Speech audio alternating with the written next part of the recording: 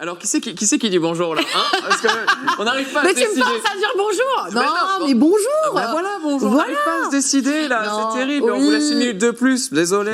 Exactement. Je suis ravie de vous retrouver. Je suis en pleine forme, moi. C'est vrai que, alors quand même, on peut le dire, tu es radieuse. C'est-à-dire que vraiment, nous, on est tous là en mode genre, putain, voilà, j'ai pas dormi. Moi, j'ai dormi 15 heures et tout va bien. Non, mais il faut dire que j'ai beaucoup dormi, donc j'avais mis un réveil de sûreté, qui m'a réveillée. Effectif. Donc très très bien, en pleine forme pour une asso en plus. Ouais. Alors déjà un gros programme te concernant. Alors vous avez tout le programme qui est sur le site évidemment, on le rappelle. D'ailleurs je viens de réaliser qu'on a l'écran, il va falloir qu'on change les jeux pour après. Mais donc du coup toi tu as une grosse journée effectivement, tu vois. Plein de jeux, plein de gens. Je serai pas dans le même état ce soir. Hein. Regardez bien ma tronche maintenant. Hein, ce sera différent. Le moment mémoire. Et donc on va effectivement enchaîner avec un autre créneau asso cette fois-ci pour Push Start. On sera en compagnie en présentiel de François Cuben qui est avec moi, et avec nous, pardon, avec ma gauche, et donc en distanciel avec Anaïs Simonet qui est présidente de Push Start. Est-ce que le contact est fait? Est-ce qu'on l'a en régie? Peut-être pas. Ah, tu vois, ça, c'est toujours les petits moments de... C'est les moments de début de journée, tout ça. Bon, c'est pas très grave. Ceci étant... Ah si, c'est bon, je suis là. Et bonjour. Bonjour. Alors, du coup, on va enchaîner tout de suite parce qu'en plus, je sens qu'au niveau du temps, vous avez aussi beaucoup de choses à dire. Donc, on va y aller directement. Anaïs, du coup, merci de nous rejoindre. Est-ce que tu peux présenter peut-être en quelques mots directement, allez hop, on y va, l'association Push Start? Oui, alors déjà, merci de nous recevoir et de me recevoir à distance. Et du coup, Push Start, c'est une association donc des professionnels du jeu vidéo dans la région Occitanie. Oui. Donc on a un conseil d'administration qui est élu par les adhérents, dont je fais partie, donc je suis la présidente, et une équipe de permanents dont François fait partie, qui est avec vous. Nous, notre but, c'est de promouvoir en fait et soutenir le jeu vidéo dans notre région.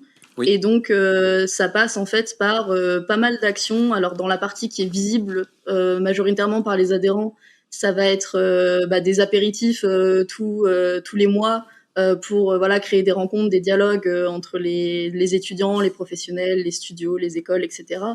Ça peut être aussi des ateliers, des conférences qu'on organise en fonction des besoins qui sont remontés.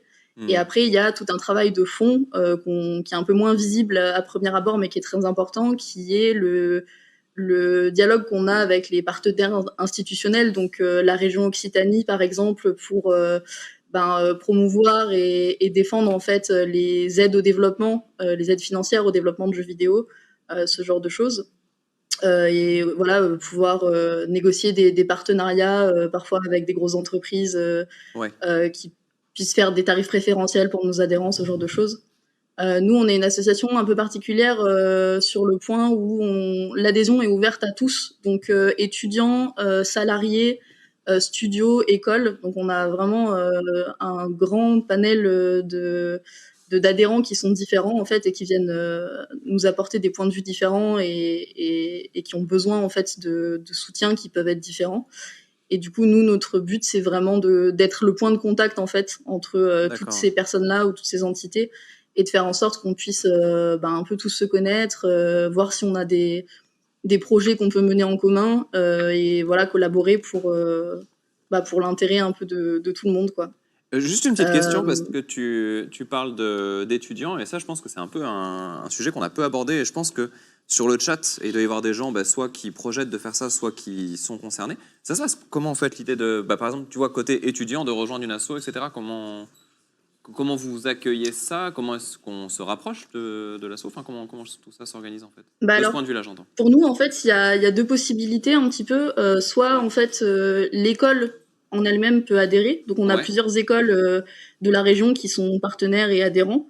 Et qui, du coup, ça permet aux étudiants qui sont dans cette école de bénéficier, en fait, de plein de choses directement via ce biais-là.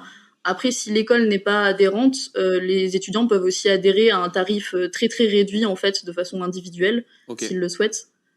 Et dans tous les cas, on essaye, dans la mesure du possible, de rendre la plupart de nos actions ouvertes à tout le monde, en fait. Pour nous, les adhésions, c'est important parce que ça nous permet d'avoir un soutien financier et un poids auprès... le nombre de nos adhérents nous donne un poids, en fait, forcément, en termes de visibilité. Mais notre but premier, c'est surtout de rendre nos opportunités accessibles au plus grand nombre et surtout aux étudiants qui n'ont pas forcément toujours les moyens de payer des grosses adhésions, etc. quoi. Donc, il suffit d'aller sur notre site internet ou de rejoindre notre serveur Discord. Il y a un lien d'invitation sur notre site internet. Et voilà, en tant que salarié, en tant que freelance, en tant qu'étudiant ou en tant que studio, n'importe, vous pouvez directement rejoindre déjà le Discord pour être au courant un peu de ce qui se passe et de ce qu'on fait. Et puis peut-être adhérer pour nous soutenir et puis pour avoir accès à quelques initiatives en plus, quoi. Ok. Alors, on me fait un petit signe à l'oreillette pour me dire qu'il faut qu'on avance. Du coup, on va revenir un petit peu sur François, donc, qui est avec nous. Tu veux Oui, non, mais tout à fait. C'est bon, tu enchaînes. J'ai cru que tu avais le... Oui, non, mais j'allais enchaîner sur François, mais je te laisse y aller, vas-y. Très bien. Du coup, donc François qui est... Alors, attends, que je me plante pas exactement, parce que c'est délégué général. Délégué général de Pushstart. Ouais. DG, c'est bien, voilà. DG, voilà. Là, t'es pas emmerdé. Très bien, DG, voilà, on va dire DG, ce sera très bien. Du coup, est-ce que tu peux nous parler peut-être un petit peu de tout ce qui est Montpellier Game Lab, parce qu'il me semble que c'est quelque chose sur lequel tu voulais revenir. Je vais en parler vite fait parce que je veux pas vous gêner. Avant, on a un truc pour vous quand même, on ouvre le bal avec. Tiens, voilà, parce qu'on a quand même, on a 2 jours aujourd'hui. C'est très gentil, merci beaucoup. Il y a un petit souvenir.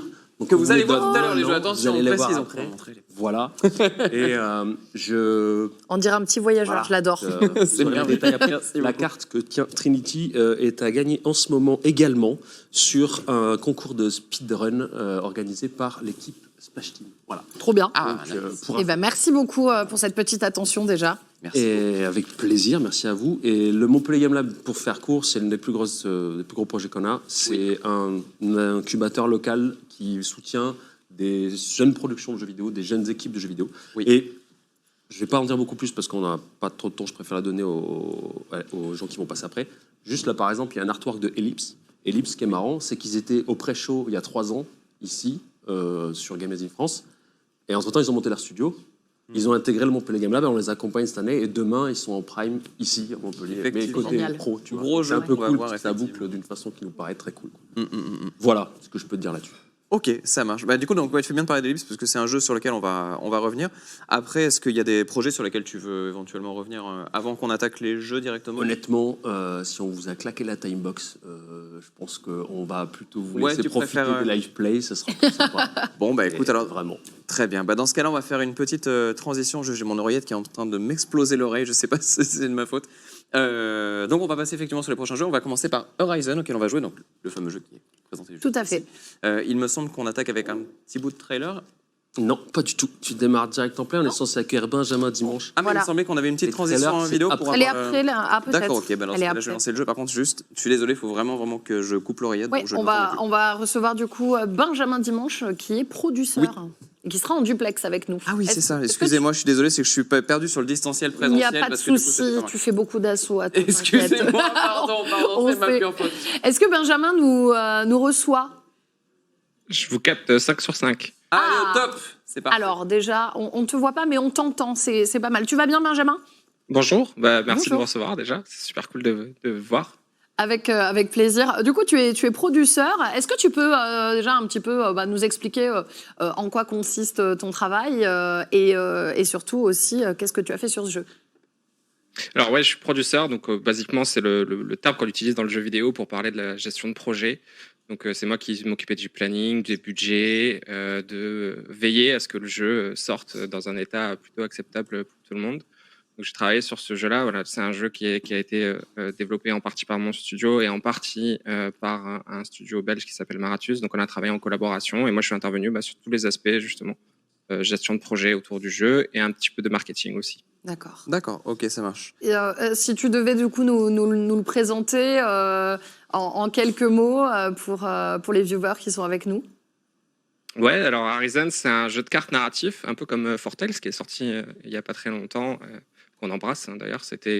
On a développé le jeu en même temps, donc c'est assez marrant de voir qu'on arrive à des résultats assez différents sur le même point de départ en tout cas. Ouais. Donc le but, c'est de jouer des cartes pour avancer dans l'histoire et essayer de se libérer de l'île dans laquelle on se fait embarquer contre notre gré.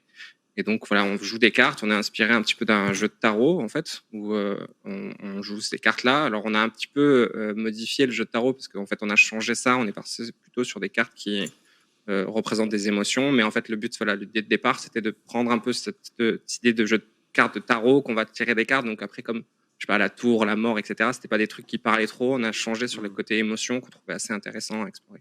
Ouais, bah, on va peut-être le lancer directement. Ouais. Là, il est Voir, prêt. Ouais, c'est bon. Je voir vais ce voir que si ça j'arrive à donne. le truc. Du coup, bah, on peut y jouer en français, je précise, parce que le départ était en anglais.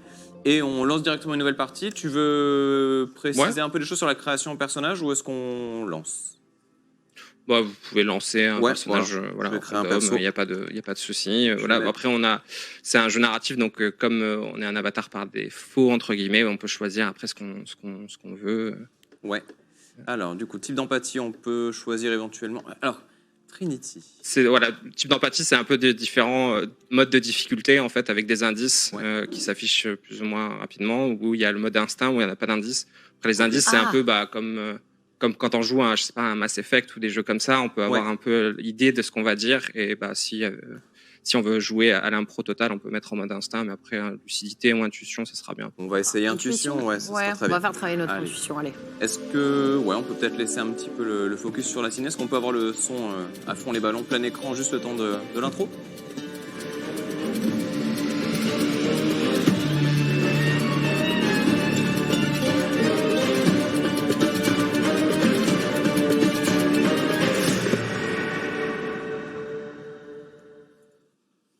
Allez, alors, c'est bon le retour, oui.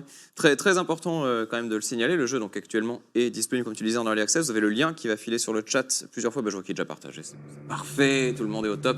Ce qu'on peut faire éventuellement pour montrer assez rapidement du gameplay, si tu veux, je peux passer un petit peu rapidement le dialogue, mais tu expliques du coup ce qui s'y raconte. Ouais, bah alors en fait le point de départ c'est qu'on se fait enlever et arracher de notre vie paisible par une armée. On se fait embarquer sur l'île de Machelat et on va être réduit à l'esclavage. Et donc le but ça va être de retrouver un petit peu une quête de liberté, en tout cas d'essayer de trouver des solutions pour s'échapper en fonction. Après voilà, le jeu quand même est un jeu narratif, donc il y a plusieurs embranchements. On peut éventuellement choisir des choix plutôt positifs ou des choix plutôt négatifs. Ça dépend un peu le style de jeu de chaque personne. Donc voilà, le but après, c'est effectivement, comme on a à l'écran, de choisir en s'exprimant des émotions. Et c'est ces chemins-là qui après vont, un peu comme un arbre des possibles, aller vers différents scénarios. Si je peux juste me permettre une petite remarque, visuellement c'est ouf. C'est très beau, ouais. Enfin, vraiment les cartes et tout, du coup j'avais regardé un petit peu des séquences de jeu et tout ça avant de pouvoir se lancer là. Et vraiment, globalement, gros taf. On nous demande souvent de faire un artbook. Alors, je sais pas si on le fera un jour, mais les cartes, c'est vrai qu'on a beaucoup de compliments aussi. Passer pas mal de temps à essayer de les rendre les plus jolies et interactives possibles. Ah non, c'est vraiment bluffant. Allez, on va... Donc là, c'est vraiment le tout début du jeu. On est encore dans la cale du bateau. On va arriver sur l'île de Machelat et on commence à rencontrer différents personnages qui permettent à poser un peu l'histoire et après à s'attacher ou non à eux, parce que le jeu propose aussi des romans si on a envie, un système d'amitié, d'inimitié aussi. Si jamais on n'apprécie pas des personnages, on peut aussi choisir de pas être sympa avec eux et de pas suivre leur quête. Alors justement, tu parlais de conception de jeux de cartes narratifs. Quels ont été un petit peu les chemins de pensée, tu vois, qui vous ont amené à choisir tel ou tel style de gameplay? Quelles ont été un peu les pierres de base, on va dire, pour construire l'expérience autour desquelles vous avez après complété l'expérience et tout ça? Comment ça s'est passé? Comme je le disais un peu tout à l'heure, on est parti au départ sur le jeu de cartes du tarot. Ouais, c'était un peu l'inspiration sur l'idée qu'on voulait. En fait, un peu au départ, c'était vraiment un peu, on arrive devant un choix et pour choisir, on doit tirer des cartes de tarot et c'est ça qui va un peu décider de la destinée du personnage. C'était un peu ça l'idée. Et puis finalement, on s'est rendu compte que les cartes de tarot, c'était pas forcément le plus judicieux pour donner des indices et pour comprendre. Donc on s'est dit pourquoi pas explorer un peu le système d'émotions. Ouais. Donc là, c'est un peu ça qu'on a fait. En fait, il y a différentes familles de cartes. Donc là, par exemple, les cartes compassion, tristesse, etc., c'est une famille de sentiments qu'on a regroupés. Donc il y a 5 familles de sentiments et autour de ça, on a construit différents jeux. Donc par exemple, un jeu de cartes en gros, Ouais. et qui vont se débloquer en fonction de si on utilise plus telle émotion, on va avoir plus de jeux de cartes possibles dans cette famille d'émotions là. D'accord.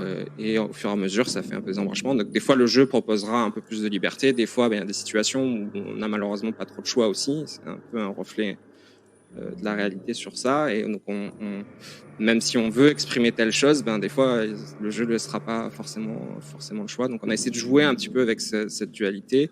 Et on voulait essayer d'éviter de rentrer non plus trop dans le deck building, parce que ça reste quand même un jeu narratif à la base. Oui. C'est inspiré aussi un peu de l'aspect visual novel. Donc voilà, on se trouvait que c'était intéressant de proposer en tout cas ce style de choix pour orienter un peu le gameplay plutôt que de choisir une option A, B, C, comme on peut avoir dans d'autres jeux narratifs par exemple. Oui, bien sûr. Et comment est-ce que vous arrivez dans l'écriture à faire en sorte que, tu sais, un des grands enjeux de ces jeux-là, c'est de se dire que si tu as fait un choix, le texte qui arrive ensuite est celui que tu imaginais par rapport à ce que... Enfin, je sais pas si tu vois de quoi je parle, mais c'est ce fameux cas typique où, par exemple, si tu mets la carte tristesse, faut que tu dises, ah oui, c'est cette émotion de tristesse-là. En fait, c'est quoi? C'est des playtests qui vont servir à faire ce genre de choses-là? Comment vous organisez le travail autour de ça? Il y a eu effectivement un gros travail avec la personne qui a fait le narrative design, Ouais. l'Anaïs, et qui a fait un gros boulot sur essayer de... En fait, c'est vraiment de ne pas essayer de frustrer. C'est vrai que c'était un peu le retour qu'on avait de pas mal de gens sur ces choix-là. C'était d'avoir une carte qui exprime un peu, ou un indice qui exprime. Donc, c'est pour ça qu'on a fait le système de difficulté avec la lucidité, etc., instinct. Ouais. Pour les gens qui souhaitaient juste exprimer une émotion et puis être surpris, ou alors avoir effectivement le même système d'indices.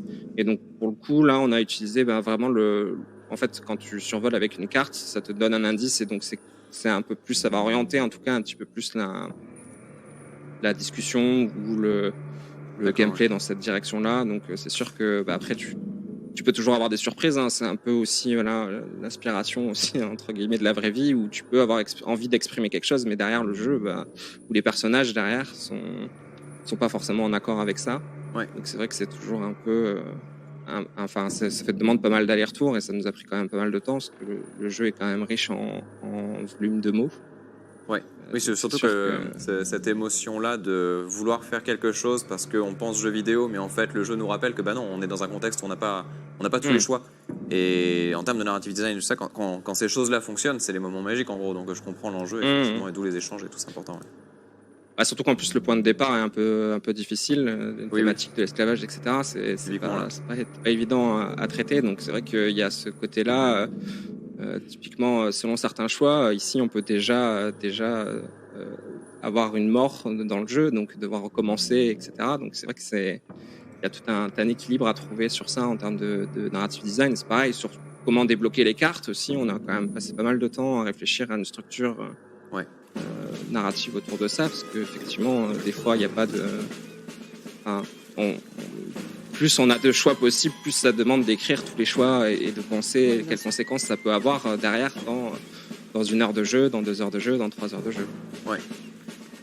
Je précise juste un truc. Donc là, effectivement, on est quand même sur un jeu qui est très branché narration, écriture et tout ça. Des choses qui sont pas forcément évidentes à suivre en stream, parce qu'évidemment, c'est moins dynamique qu'un platformer ou quoi. Mais justement, là, on en parle et vous avez un peu tout le bagage qui est autour du jeu. Maintenant, si vous voulez l'essayer, il me semble que la démo, elle est dispo pour tout le monde. C'est sur Steam, c'est le prologue, c'est ce qu'on est en train de faire globalement. Et ça. là, vous pourrez justement faire un peu les essais et voir de votre côté, un peu au calme et tranquille, avec pas non plus les interfaces qui coupent la moitié du texte. Et donc, c'est sûr que ce sera bien plus facile de s'immerger. Voilà, exactement, de rentrer, on va dire, dans l'histoire et le propos du jeu, qui quand même aussi est plutôt très important. Donc voilà, ça fait partie un petit peu de l'ensemble. Écoute, merci beaucoup. J'avais une question sur un aspect un petit peu plus technique et développement, etc. Comment justement ça se passe pour vous, comment ça s'est passé pour trouver des fonds, pour pouvoir développer le jeu, etc. Ça a été un petit peu compliqué, parce que c'est vrai que le jeu, un jeu narratif, c'est pas forcément un truc qui est super facile à financer. Donc on a fait une campagne Kickstarter. C'est à ce moment-là que j'ai rejoint le projet et que j'ai travaillé avec l'équipe de Marathus. Et donc on a fait une campagne après avec des fonds privés, de la love money, ce qu'on appelle, donc des proches qui vont mettre aussi un peu d'argent pour pouvoir financer le développement du jeu.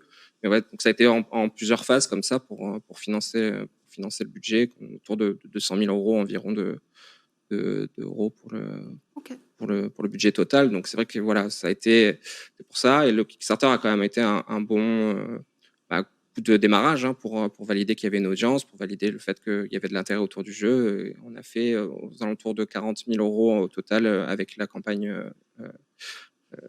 totale en fait. Après le Ouais. Kickstarter, il y a encore un peu des gens qui mettent la late campaign comme on dit en anglais quoi, mais qui mettent encore un petit peu d'argent pour pouvoir arriver à financer la suite et qui c'est arrivé un peu après la campagne Kickstarter. Très bien. Ça marche. Et ben, on rappelle aussi, donc, comme tu le disais aux viewers, l'importance de wishlister les jeux, etc., de partager un maximum et de tester la démo aussi, au passage, comme tu le disais. Merci beaucoup, Benjamin. Avec plaisir. C'était un plaisir Merci à vous. de te recevoir. On souhaite longue vie et un bon démarrage au jeu. Merci à toi. On va faire excuse-moi, je t'entends bloquer. On va faire la petite transition du coup, Oui. parce que donc là, on va voir 2 trailers. On va voir donc Effectivement. Oglinda et Chants of Senna. On se retrouve juste après tout ça et on va enchaîner donc avec Tinykin. On sera en compagnie de Marie Marquet.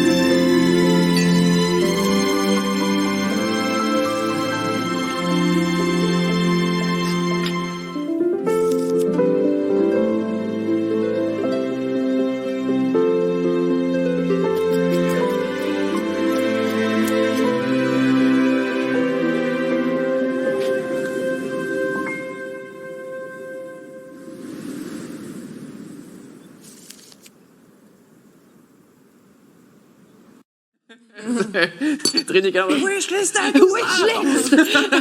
mets-moi dans ta liste de souhaits, bonsoir. Bon, N'oubliez pas, ça vous a plu, vous wishlistez. voilà, de suite. exactement. Donc on va faire déjà un petit point sur ce qu'on vient de voir, évidemment. Est-ce que tu peux nous présenter un petit peu rapidement les jeux qu'on vient de Très voir en rapidement, déjà ce qui est marrant, c'est que les 2 live play que vous aurez aujourd'hui, c'est des jeux qui sont du cru montpelliérain, et les 2 trailers que vous venez de voir sont du cru toulousain. Donc là, c'était deux créations de studios indépendants toulousains. Oui. Et donc le second va sortir mi-2023. Ouais. Et le premier, parce que je boucle un peu dessus, on parlait du Montpellier Game Lab tout à l'heure, donc on a parlé d'Ellipse et de Hot Chili Games du coup, qui sont dans le Montpellier Game Lab. Et le premier, donc Oglinda, qui est fait par Handmade Dreams Studio, qui est donc toulousain. Ouais. Et c'est aussi un studio qu'on accompagne avec le Montpellier Game Lab. Donc le dispositif d'incubation dont on parlait tout à l'heure. On est très content de pouvoir les présenter ici. Et les décors sont peints à la main, à l'aquarelle et au fusain. En fait, c'est vraiment un travail assez titanesque. Ouais. Ils cherchent un éditeur, pour info, ils sont en phase de pré-prod, donc faut pas hésiter si ça. Le message est lancé. Voilà. Exactement. Vous avez l'info. Très bien, merci beaucoup. On va enchaîner avec une autre partie donc, de ce créneau où on va pouvoir jouer à Tinykin. Et pour ça, nous sommes en compagnie de Marie Marquet. Merci, bienvenue. Bonjour à tous. Qui est donc Creative Director sur le jeu. Absolument. Et là, je pense qu'on va avoir 1 milliard de questions à te poser parce que moi, c'est un jeu qui vraiment me plaît beaucoup pour plein de raisons. Et donc, ouais, il y a plein de choses à raconter. Alors, bon, tu veux peut-être présenter vite fait le studio et le jeu et l'ambition qu'il y a derrière? Oui, tout à fait. Donc on est la Splash Team, l'équipe, l'entreprise c'est Splash Team, et on a travaillé pendant 3 ans environ sur le projet Tinykin qui est sorti le 30 août de cette année. Donc c'est un platformer 3D d'exploration où on joue un tout petit bonhomme dans une immense maison. On se retrouve propulsé dans une grande maison et on doit découvrir pourquoi, et on a très envie de rentrer chez nous voir notre petit chien. Oh. Je suis déjà conquise, c'est bon. Ouais, Des animaux sont impliqués. L'objectif, ça va être d'explorer toute cette maison à D'accord. l'aide de nos Tinykin. Donc je sais pas si tu as déjà joué à Pikmin, si vous avez joué à Pikmin. Je vois à l'époque, mais j'y avais pas joué. Mais d'accord, je vois Il y a une l'esprit. petite horde de Ouais, choses tout à mignonnes qui ont plusieurs capacités. Et ils vont nous suivre et nous aider dans l'aventure pour explorer, faire des énigmes et trouver comment sortir de là. Oh, génial. Parce que moi, je suis la novice, donc je vais découvrir avec vous. Alors, si vous me voyez faire des oh toutes les 2 minutes, c'est normal. C'est génial parce qu'en plus, c'est un petit peu un côté, tu vois, Toy Story, Toy Commander et tout ça, où vraiment Ouais. c'est miniaturisé, tout ça. Super. Trop de bonnes idées, ça tue. Alors, par contre, juste Ouais. faut qu'on mette le jeu. C'est ce que j'allais dire. En fait, Voilà, on était plus sur le bon jeu. Terrible, ne vous inquiétez pas. On va peut-être pouvoir juste rappeler un petit peu sur quel support il est, c'est-à-dire partout. Oui, il est globalement Littéralement. partout. Donc on a sur Steam, GOG et Epic pour PC, sur la Switch, PS4, PS5, Xbox Series et Xbox One. Attends, je vais juste fermer le jeu. C'est bon, tout est couvert. Voilà, Et- on a et- essayé de tout couvrir. Sacrée ambition quand même de sortir le jeu absolument partout. Ah le oui, même ouais. jour et tout ça. Enfin, ça a l'air de rien pour les gens qui regardent quand on se dit oui, bah, c'est bon, c'est un Mais potard en qui plus, m'est sorti. c'est pas le cas. Oui, le petit tableau. oui qui- c'est ça. C'est Milo, c'est le personnage principal. Allez, bah, alors, Allez. ça va être bon. On va juste peut-être passer le jeu en français en 2-2 comme ça. Ouais. au moins, Ouais. vous aurez... Ah, quoi que. Et parce qu'il a été écrit en français. Toutes les blagues sont en français. Il y a beaucoup de blagues dans le jeu. D'accord. Donc ça vaut le coup de le faire Attends, excusez-moi. Hein, dans la langue Vas-y. d'origine. Oui, en plus, Bon, tu on as- peut tu as un mettre peu- l'écran de jeu si vous voulez, c'est pas gênant. Juste, je vais passer voilà, en Français. sound design de ouf, soyez en passant. Oui, fait par Alexis Logier, le compositeur et sound designer sur le projet. Tu veux qu'on fasse continuer ou nouvelle partie? Non, je veux plutôt le proto. Oui, une nouvelle Le partie. tuto. Allez, enfin, le tuto, pas le proto. Ouais. Il y a une Oui, petite cinématique d'intro. Oui, en plus, on peut la mettre en plein écran, c'est My parti. beautiful planet, shining with life, the home planet of humanity, according to what they teach in school. Nowadays, I'm the one teaching. I'm Maladan, an archaeologist and researcher in the most prestigious university in the world. And this is Nevis, my assistant. I've studied relics, artifacts, and fossils. And my conclusion is clear. Humans do not originate from Aegis, but somewhere else. Our true home planet awaits us, far beyond the stars. During my research, I came across an ancient signal, clearly of human origin, emanating from a nearby galaxy. Since that discovery, I've been preparing to go and meet the originator of the signal. We've explored each planet from pole to pole, and now we found it. It's decided. Nevis and I will go to this mysterious planet to uncover the secret of humanity's origins. Et voilà, donc c'est tout. Donc là, tu vas pouvoir lancer. Oh, le chien est tout seul. C'est terrible, j'étais déjà absorbée par l'histoire. C'est pour ça qu'il Alors. faut que tu rentres vite chez toi. Là. Ok. Alors, côté. Vas-y, hein, tu peux. Ouais, je avancer. passe. Côté concept de jeu, donc comme tu disais, c'est beaucoup avec le côté un peu, déjà, on va dire un peu gigantique de la maison, l'appartement, et après, dans tout ce truc-là d'utiliser les petites créatures. Juste dans la genèse du projet, c'était quoi qui arrive en premier dans ces deux-là? Parce que c'est quand même. Alors le jeu, il a débuté dans une game jam, et la game Oui. jam, c'est le plus gros des concepts, c'était que des petits personnages nous suivaient. On devait aller récupérer nos amis, et ils nous suivaient partout. Donc D'accord. ça, c'est la première chose qui arrivait dans le projet. Ok. Ensuite, ça s'est transformé en roguelike, Ouais. et ensuite... et, Ah oui, c'est ensuite revient de loin, du coup. Ça a bien évolué. et ensuite, c'est devenu un platformer 3D d'exploration. D'accord. Nous, on avait cette volonté, donc on est des gros fans de Pikmin. Oui. On avait cette volonté de prendre un peu ce concept, mais on l'a quand même bien décliné, puisque comme tu l'as testé, je pense Oui. qu'on est très loin de Pikmin au final. Oui, carrément. C'est pas du tout la même ambition. Et puis déjà, c'est pacifiste. Mais, Ouais, oui, c'est ça, on ne tape personne. Ouais. On a juste des petits Tinykin des fois qui partent, mais dans un meilleur monde. Ouais. c'est si joliment dit. Mais oui, C'est ce qu'on se dit tous les jours. il y a un truc aussi, je trouve, qui interpelle pas mal, c'est évidemment la DA. Oui. Tous les choix que vous avez fait en termes d'univers, graphe, cette espèce de personnage en 2D, en fait, sur plan, alors que du coup le monde est en 3D. Ces choses-là sont arrivées comment? C'est-à-dire que c'était vraiment l'histoire de contraintes fait créativité, ou vraiment il y avait une ambition d'avoir justement une esthétique un peu cartoon pour viser un public large, par exemple, ce genre de choses-là? Eh bien, d'abord, on avait des personnes qui étaient très fortes en 2D pour créer des univers 2D. Ok. Et on travaille notamment, donc le directeur artistique Simon Hutt est un expert de la 2D. Et Ok. on s'est dit que ça serait chouette d'avoir ces personnages en 2D dans le jeu. Ok. Aussi, vu qu'on est des indépendants, on aime bien avoir une petite touche d'originalité. Et on trouve qu'avoir des personnages 2D dans un monde 3D, ça fonctionne plutôt bien. Ouais, ça Ouais. apporte quelque chose. C'est Mais ça. Surtout si je peux me permettre, j'en vois beaucoup passer des jeux qui font ça, notamment les GIF Twitter et tout ça. Et en fait, je trouve que c'est juste gérer le truc, quoi, parce qu'il y a plein de gens qui sentent que l'exercice il est un peu compliqué. Je pense que vous avez dû avoir des difficultés de représentation, l'angle choisi pour voilà le visuel, ça. Et en fait, ça marche juste trop bien, quoi. Donc, Oui, non, ça- c'est génial. c'est quand même beaucoup de contraintes puisque au niveau des collisions, ils sont quand même plats. Donc forcément, ça amène des contraintes. Et aussi, ça se voit quand même. Si on regarde de côté, ils regardent toujours la caméra, que ce soit les Oui. PNJ ou le personnage, voilà, comme tu peux voir. Ils te regardent tout le temps. Faut pas trop regarder dans les yeux. Pas fixer plus de 5 Ah, ça y est, j'ai les petits. Les Tiny Kin. Oui. Mais on a découvert que les gens s'y faisaient assez facilement et oubliaient un peu le fait que Milo regarde toujours la caméra au bout de quelques minutes de jeu. Donc on a pris ça plutôt comme quelque chose de positif plutôt qu'une contrainte au final. Ouais, j'imagine bien. Bah, c'est sûr que ça vous donne une identité de ouf et ça marche trop bien, quoi. Ouais, Là, il faut que t'en trouves une trentaine, je crois. C'était ça, le... c'est ça. D'accord. Ah, il m'en faut Et tu t'en plus. souviens Ouais, bien, j'en ai ouais. pas assez. Et plutôt la petite planète. Tu vois, regarde, visuellement, c'est trop beau. Ah oui, il y en a partout, donc c'est toutes les Ouais. petites sortes de petits œufs là. Ça, justement, truc trop intéressant. C'est la façon de...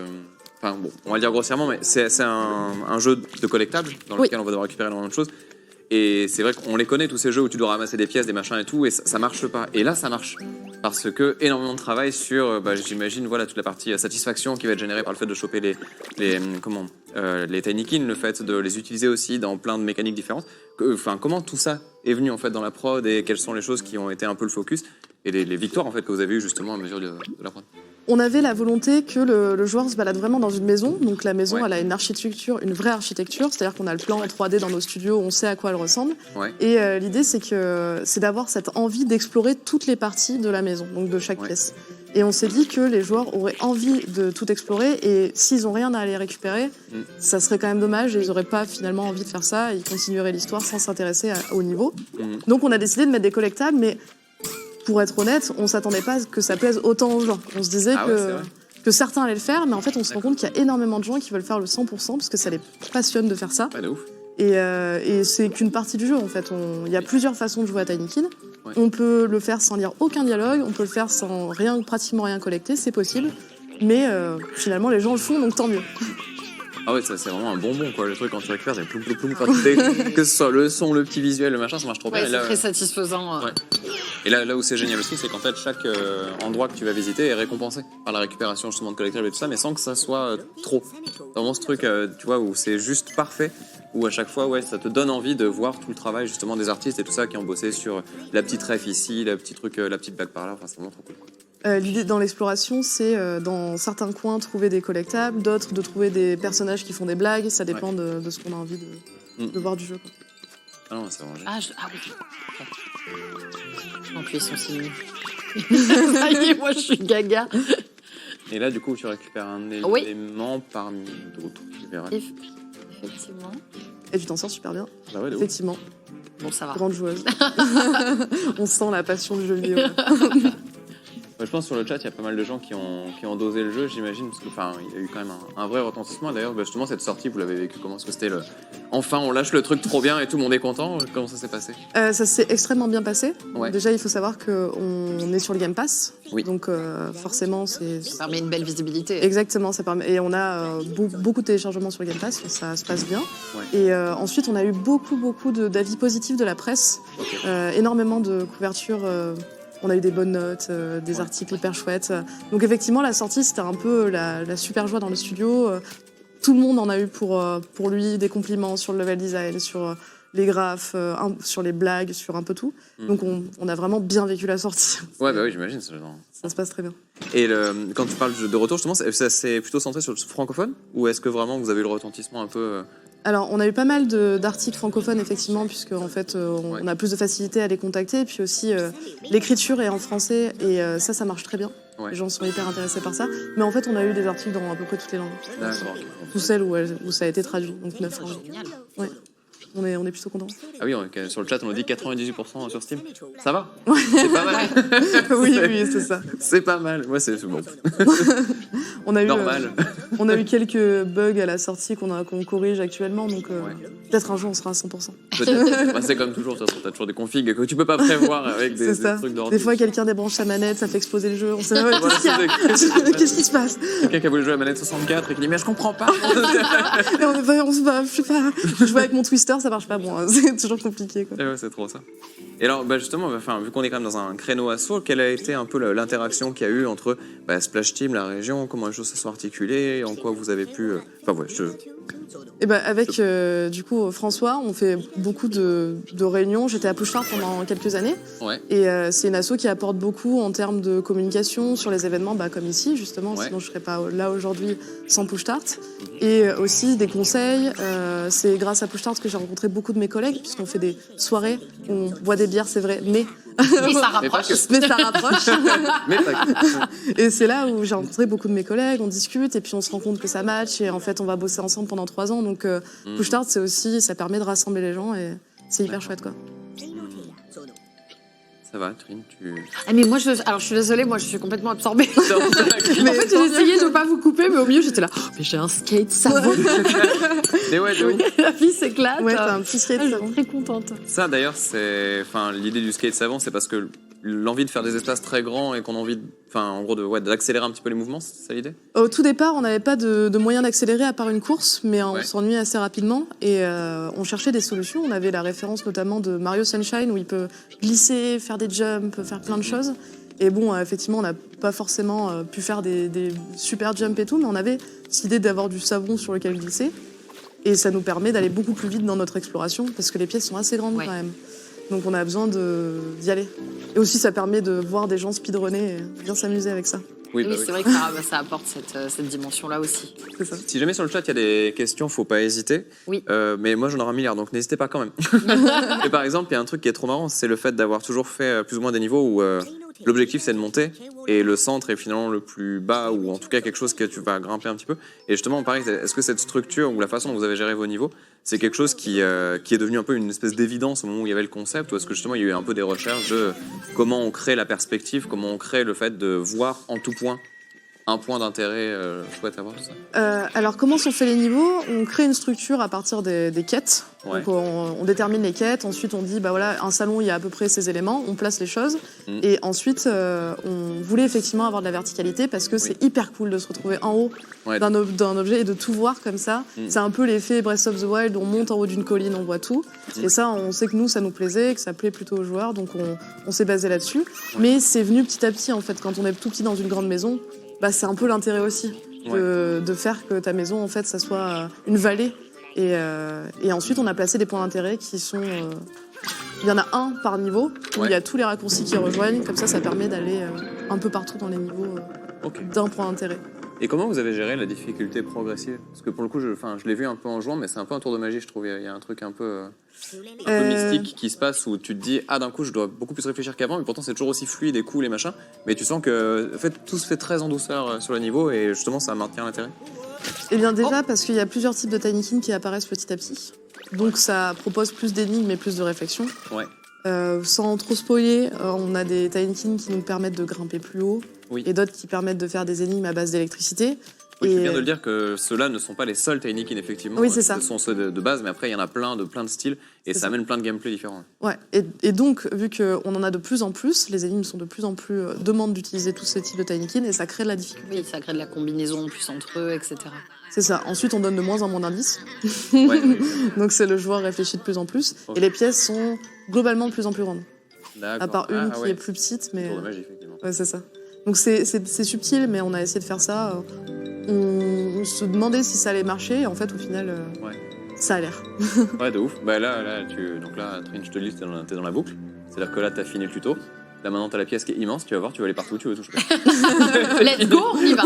Allez. Vraiment, c'est le. Bon les gars, vous avez la journée, l'après-midi, c'est parti. C'est le moment difficile du jeu, c'est poser la manette, tu vois. C'est-à-dire que vraiment, je sais pas combien de temps il nous reste d'ailleurs, mais à mon avis, pas énormément. 5 minutes. Ah, écoute, t'as 5 minutes, tu choisis bien les endroits où tu vas. Ok. Après, faudra jouer chez toi. Là, c'est pas possible. Ok. Et ouais, pareil, la musique est folle. Comment sont faits les choix, justement, un peu musicaux, d'audio, de son design en général Est-ce que de suite, il y avait une espèce d'idée et de vision assez claire, ou est-ce que c'est plein d'essais et ça a donné un truc Alors on avait plusieurs petits thèmes. Alors déjà le côté un peu alien qu'on entend dans certaines sonorités. Oui. Puisque en fait Milo vient d'une planète alien. Donc c'est un petit astronaute, même s'il a bien une tête d'humain. Ouais. Ça reste un astronaute. Ensuite on a le fait que la maison est bloquée dans les années 90.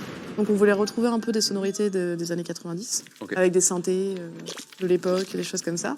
Et après c'est tout le travail d'Alexis Logier, donc qui est le compositeur, qui a plein de cordes à son arc et qui a proposé plein de choses, donc c'est beaucoup d'itérations aussi, mais il tombe assez juste et il a trouvé une identité au jeu très rapidement. D'accord, ok.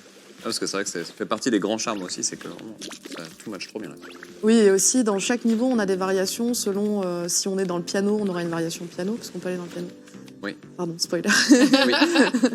Et si on se retrouve sous un tapis, ça va être un peu moins fort. Il y a des zones un peu plus zen où il y a des petits lits, donc on baisse un peu la musique. Enfin, il y a beaucoup de variations dans chaque niveau. Est-ce que tu es Team Paula, toi? Oui. Oui, évidemment. Et tu sais que là, dans mon sac, j'ai un appareil argentique. Ah, c'est vrai. Avec pellicule, ouais. Ah oui, je l'ai toujours sur moi. Ça, c'est le level au-dessus, quoi. Ouais. C'est encore un autre stade, ouais. J'en suis pas J'adore. encore là, mais- Je suis très timide. Non, je sais pas, je l'ai vu, je me pose la question. C'est tout. Ah, puis moi, ça me parle beaucoup, forcément, les années 90. Je suis une enfant des années 90, donc Oui, c'est ce ça. trèfle là. Donc là, on peut juste préciser que tu as eu un deuxième Tinykin par rapport Oui, à celui de base. tout à fait, un explosif, si je ne dis pas de bêtises. Ouais, exactement. Et Ce ça- sont les rouges. Et on peut avoir les deux, j'ai des roses en même temps aussi. Vous avez combien de temps de dev d'ailleurs sur Tinykin? On a eu une année de prototypage pendant... Pas mal. Oui, qui est pas mal, ouais. On était peu nombreux, on était 4 pour prototyper le jeu. D'accord, ok. Et donc après, il y a eu la Game Jam qui fait pas partie de cette année-là. Ouais. Et ensuite, on a eu 2 ans de production avec une D'accord. équipe plus conséquente. On était une dizaine. Ouais. Enfin, on est toujours. On est une dizaine et on a créé Tinykin sur 2 ans. La production a été très rapide quand même. Ouais. Et enfin voilà, ça s'est super bien déroulé. C'était chouette. Alors, ah, fait, ça, tu je peux vais pouvoir le faire péter. Exactement. Voilà. Et tu vois, c'est plein de petites. Ouais, mais beaucoup de détails. On passe dans des petits coins, on voit les petits bourrons de poussière. Oui, Enfin, c'est tout ça. est bien travaillé en fonction de chaque endroit où on est. On a des level artistes dans l'équipe qui... Donc on a des concept artistes qui ont créé des maisons pour insectes, donc utiliser des cassettes, des livres, des boîtes d'allumettes pour faire des lits, enfin on a eu plein d'idées comme ça. Et ensuite, nos level artistes ont mis ça en place un peu partout dans la maison. Il y a beaucoup de petits détails. On a essayé de rendre ça un peu riche. Alors, du coup, là, Trinity, je suis désolé de te le dire. Quoi? Il va falloir que j'arrête. Il va falloir arrêter. C'est le moment. C'est la fin. Il va falloir couper. On va finir sur cette magnifique oui. télécathodique. Oui. Mais là, pour les À gens qui l'ancienne, connaissent là, pas vraiment. trop le jeu sur le chat, je vous invite à regarder un petit peu ce qu'il y a autour. Vous voyez justement de la télé où tu vois des trucs de partout. T'as des- Oh là là, ah, mais je vais y jouer en rentrant. Et tu vois, c'est que C'est des sûr. petites salles, des petites ambiances, des petits machins, un objet, un ceci, la maison j'adore. coupée. Et c'est terrible parce que c'est ça en fait le truc, c'est que tu accroches avec envie de tout voir. Bref, oui, c'était vraiment très bien, Tinykin, je tiens à le dire. Merci. Passé un Ouais. bon moment dessus. Bah ouais, gros coup de cœur, honnêtement, Ça fait j'adore. plaisir. Ah, j'ai adoré là, c'était trop bien. Je suis trop envie de jouer encore. Voilà. Pour les gens qui sont curieux du jeu, je peux même me permettre une petite pub. Je renvoie tout le monde vers la vidéo de J-Sam qui a fait un truc absolument fou C'est pour vrai. vous parler du jeu. Qui était... Tu l'as vu du coup? Oui, je l'ai vu. Elle Ah ouais. est super cette vidéo. Voilà, Très bien un faite. super travail. Donc J-Sam, J-S-A-M, Tinykin, vous allez voir, vous ne regretterez pas, en plus de découvrir quelqu'un qui, du coup, voilà, mérite d'être découvert. Merci beaucoup. Merci à vous deux. Merci. Eh ben, merci beaucoup d'avoir joué et pour toutes ces C'est questions. un plaisir. On rappelle que le jeu est disponible. Exactement. Disponible sur toutes les plateformes et aussi disponible sur le Game Pass. Donc, n'hésitez pas à le télécharger, c'est le moment là. Hein, vous pouvez y aller. Exactement. Et puis, bah, du coup, on va pouvoir enchaîner avec donc un autre créneau asso. On va passer sur Game Only. Est-ce que tu as peut-être un petit mot de la fin, histoire de conclure? Bah, moi, je suis bien content qu'on puisse faire ce genre d'événements. Rapprochez-vous des assos quand vous êtes Ouais. dans des coins où vous faites des jeux vidéo et vous êtes tout seul dans une grotte. Ça vous évite ça, justement, et ça permet de rencontrer des gens et de faire ce genre de projet. Donc, rapprochez-vous des assos et puis ça vous permettra d'être assis là avec ces gens-là qui présenteront vos jeux. C'est un peu stylé quand Mais même. comme tu dis, C'est un le peu truc stylé. d'avoir le suivi, c'est-à-dire qu'il y a des trailers qu'on a vus de Reveal il y a 2 ans, et C'est là fou, aujourd'hui, ouais. nous avons les jeux. C'est complètement ça. Et on y joue comme ça, donc vraiment Ouais. très cool. Donc voilà, grâce à votre taf et tout. Donc merci Merci pour à tout vous. ça. Merci à vous deux. Merci beaucoup. On fait la petite pause. On se retrouve dans un petit instant. Voilà, le temps de la transition. On vous dit à tout de suite.